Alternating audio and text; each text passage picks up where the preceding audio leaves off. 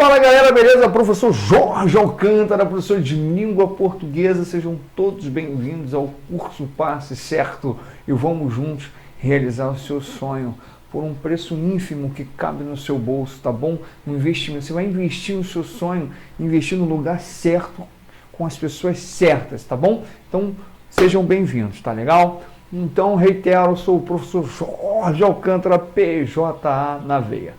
Bem, o que eu vou falar um pouquinho? Eu vou falar sobre o edital da UERJ, tá? A pessoa fala, ai meu Deus, não encontrei questão da banca, ai meu Deus, não sei o que. Calma, olha, na verdade, pelo edital vocês vão entender o seguinte, claro, existe uma parte gramatical, mas a maior parte será justamente a interpretação de texto. Então, interpretação e compreensão. Lembremos que compreensão, você tem que ser fidedigno ao texto, e interpretação vai além, tá? Já começa com tipologias, né? A descrição, narração, argumentação e injunção, tipos de texto. Descrição, não existe um texto predominantemente descritivo.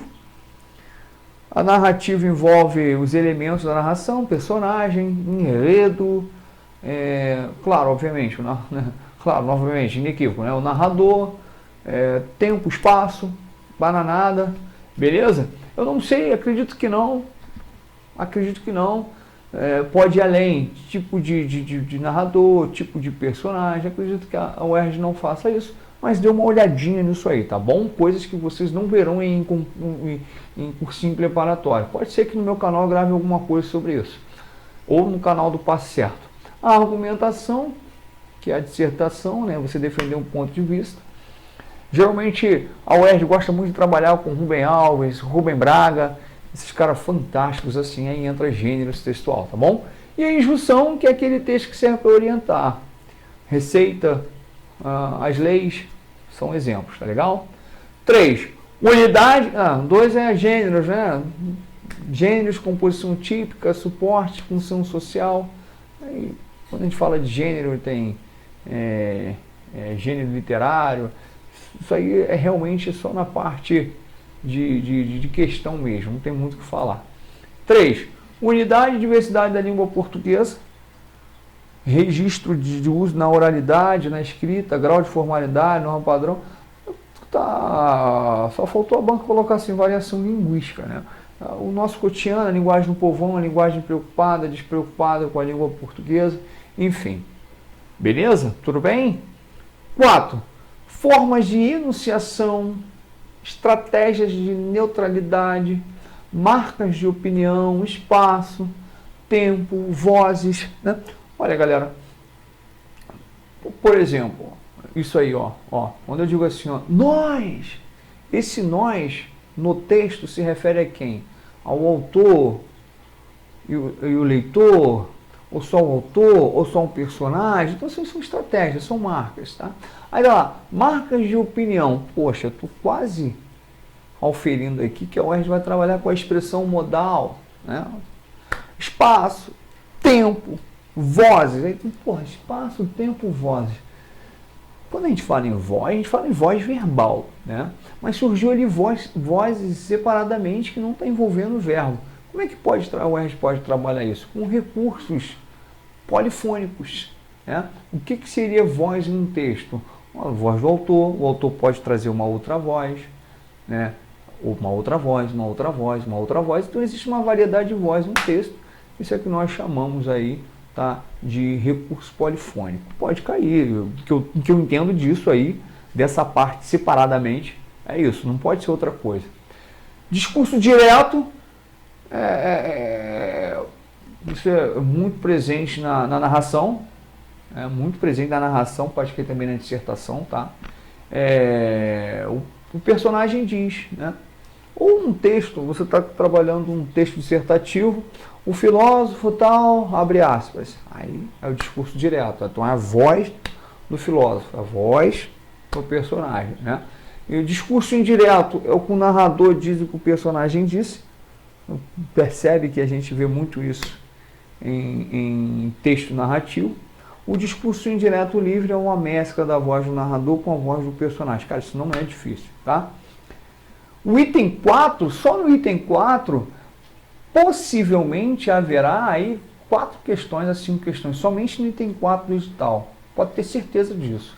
Inferência, pressuposição e subentendido são todos sinônimos, né? Você chegar à conclusão e você não pode concluir. Aí sai a compreensão de texto e entra a interpretação, né? Inferir, pressupor, né? Porque subentende, né? O que deixa isso aí? Pô, é muito legal, é muito gostoso, vai além, transcende aí a compreensão de texto, né? É muito gostoso. Inferir.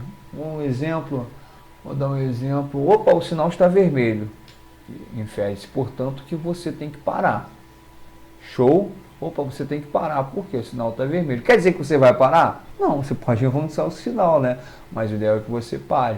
Um exemplo meio chulo aí, mas para vocês entenderem o que é inferência, pressuposição e subentendido. É engraçado que a banca colocou assim, inferência, vírgula, pressuposição e subentendido. Não colocou ponto e vírgula. Por quê? Porque praticamente são sinônimos, né?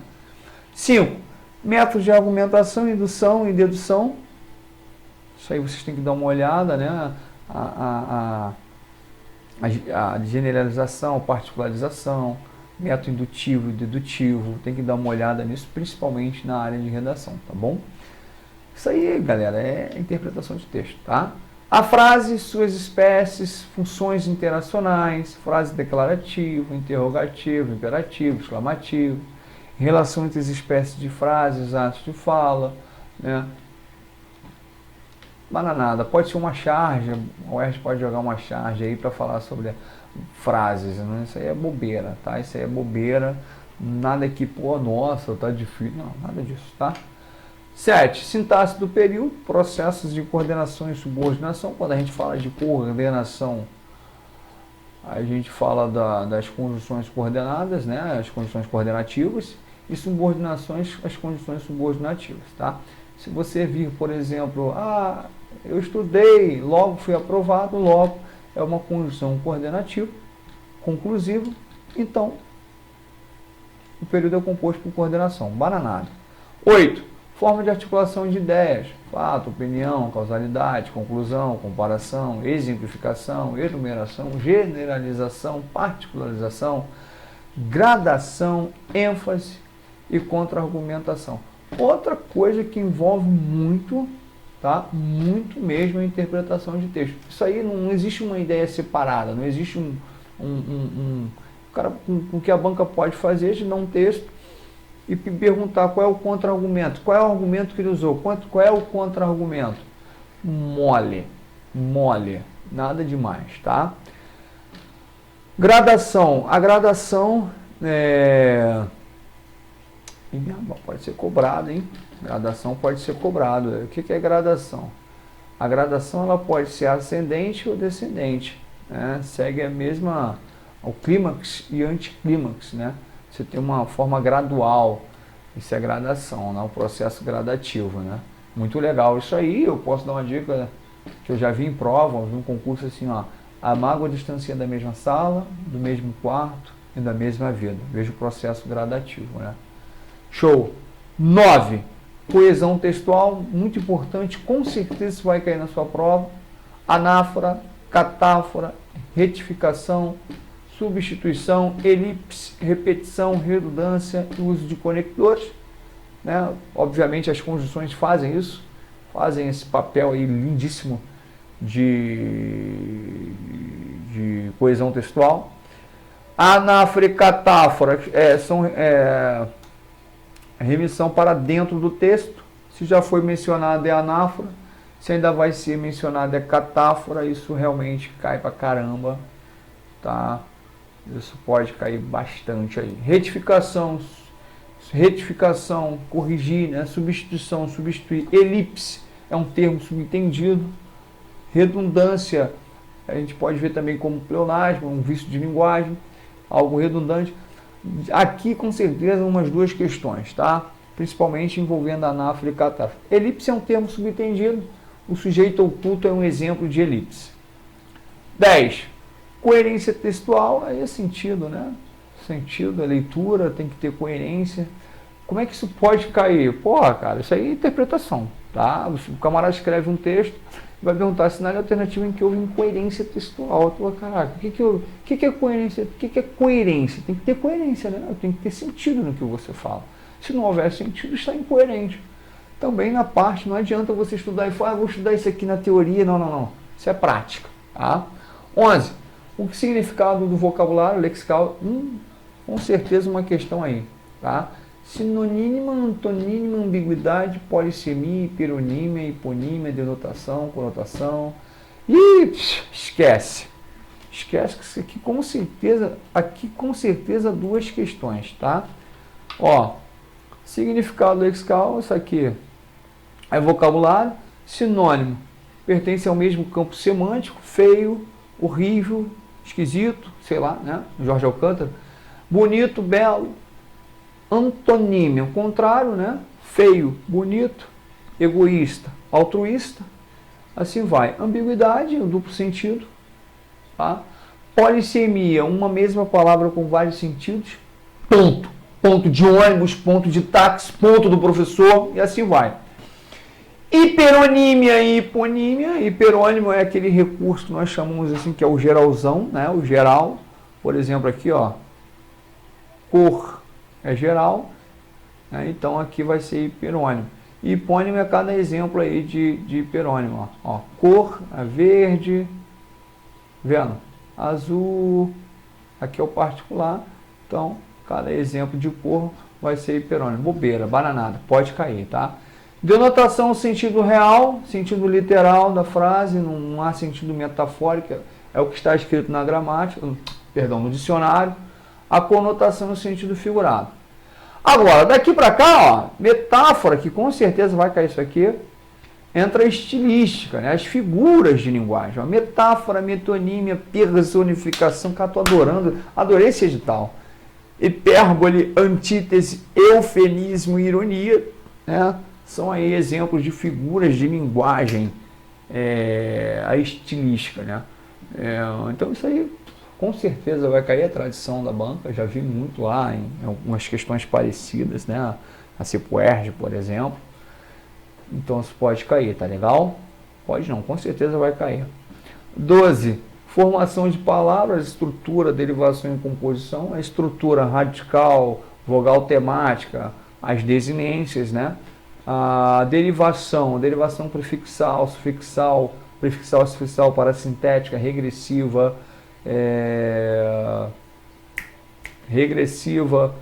imprópria, hibridismo, onomatopeia, redução. Isso é importante estudar aqui, com certeza cai. E a composição por aglutinação e justaposição, tá? Mole. 13. Palavras lexicais e gramaticais, significação e uso. Por exemplo, aí pode ser vocabulário, a gente pode trabalhar de repente uma ortografia aí, pode ser um aspecto ortográfico. 14. Uso do verbo tempo, presente, pretérito, futuro, modo, subjuntivo, indicativo, imperativo. Aspecto, aí pegou, né? Aspecto seria o aspecto semântico, né? Seria o sentido, por exemplo, eu digo assim, eu vou passar, vou, é um presente enfático. Voz, aqui, ó, surgiu voz aqui, ó, agora como verbo, então seria voz verbal, voz ativa, passiva, reflexiva e assim vai. Formas afirmativa, interrogativa e negativa, tá bom? 15. Uso dos nomes, né? Gênero, masculino e feminino, número, singular e plural, e flexão, tá? Seria justamente isso de nome, né? Qual é o plural de mel? Meles. Qual é o plural de mal? Males. Então isso aqui é muito importante. E para a gente terminar, os elementos não verbais. Relação entre o verbal e o não verbal, aí que entra charge, cartoon, entra várias essas relações, tá bom? E assim vai. Recursos gráficos, tipográficos, sentidos da pontuação.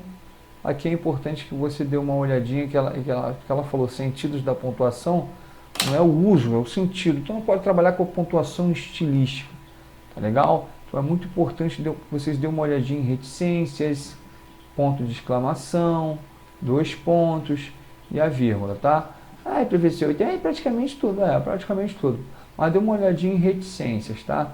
Porque a reticências é mais o campo semântico, tá legal? Beleza? Foi tranquilão, irmão. Acho que provavelmente, olha, serão 15 questões. Tudo isso aqui, estou chutando aí 12 de interpretação e compreensão de texto, envolvendo tudo isso que eu falei. E aqui uma de figuras de linguagem, que também eu vejo como interpretação de texto, que é gostoso demais, adoro isso. Jogou só algumas, existem inúmeras. Ironia cai bastante, tá vendo? Falar aquilo contrário, quer dizer, porra, o Flamengo é um time massa, hein? Porra, que time o Flamengo, né? Eufemismo, suavizar a mensagem. Aí 13 e mais 2 questões aqui envolvendo o uso dos conectores, vai ser uma, com certeza, vai cair. E aqui, estou chutando aqui uma parte de gramática, pode ser sintaxe, que sintaxe é meio mundo, né? Vamos lá, a gente fechar aí com chave de ouro. Passe certo. Preparou para vocês uma turma específica para o ERJ. Uma turma específica. R$800, professor? R$800, professor? R$900, professor? Quanto que é? R$1.000, professor? Uma turma específica com feras. Este que o gigante Rodriguinho, este mega professor Leonardo Favarin, professor André Costa, sensacional. Este aqui não, me ignora. Esse cara aqui você ignora um pouquinho, tá? Então, uma turma específica por este pressão aqui, olha que preço lindo. Vai falar assim, é muito barato, deve prestar. Não, não é barato não, a educação não precisa ser tão cara. Você não precisa pagar 700, 900, R$1.000. O pessoal está pagando aí R$1.000 por um curso, por uma turma, somente uma aula. Mas enfim, vocês escolhem o que é melhor para vocês, tá bom? E eu acredito que o melhor seja o passe certo, porque além de ter um preço lindíssimo, né? Que é para vender 1.000, 2.000 cursos, você ainda conta com uma equipe de feras, tá bom? O professor Jorge Alcântara, mais de 10 anos no mercado aí, vários cursos preparatórios, e o professor Rodrigo Ribeiro, que já rodou e ainda roda até hoje esse Rio de Janeiro. Valeu? Então é isso. Espero ter ajudado vocês. Segue lá o professor Jorge Alcântara no Instagram, no Facebook, e vamos juntos rumo ao sucesso. Tá? Segue lá para quaisquer dúvidas, quaisquer informações, e vamos passar nessa prova. Valeu? Conte comigo. Um abraço.